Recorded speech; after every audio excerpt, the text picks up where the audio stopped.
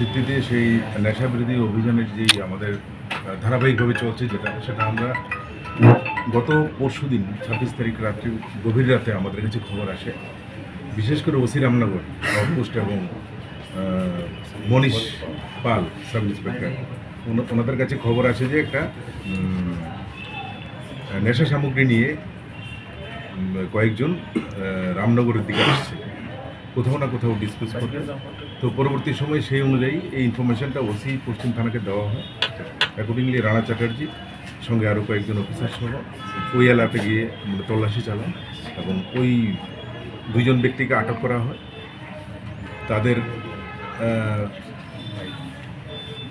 তাদের সাথে একটা বাইক ছিল, সেই বাইক সহ তাদেরকে আটক করা হয় সেই প্রগতি রোড এবং গাঙ্গাইল রোডের ব্যাক সাইড যেটা ওই জায়গায়। তো অ্যাকর্ডিংলি সার্চ করার পর ওদের কাছ থেকে ইয়াবা ট্যাবলেট পাওয়া যায় 10,000।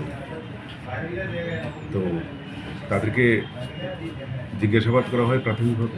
পরবর্তী সময়ে একটি সুনির্দিষ্ট কেস নেওয়া হয় এনডিপিএসে এবং তাদেরকে কোর্টের থেকে রিমান্ড চেয়ে আনা। প্রাথমিক জিজ্ঞাসাবাদে এতটুকু বোঝা গেছে বামুটি এবং কালীবাজার এলাকার যে কোনো জায়গা থেকে ওরা এই কন্ট্রাভেন্টস মানে এই এনডিপিএসগুলি আইটেমগুলি ওরা কালেকশন করেছে এবং শহরের কোথাও না কোথাও অথবা শহরের বাইরে কোথাও না কোথাও সেগুলিকে তারা ডিসপোজ করার জন্য মানে বিক্রি করার জন্য নিয়ে আসছিল।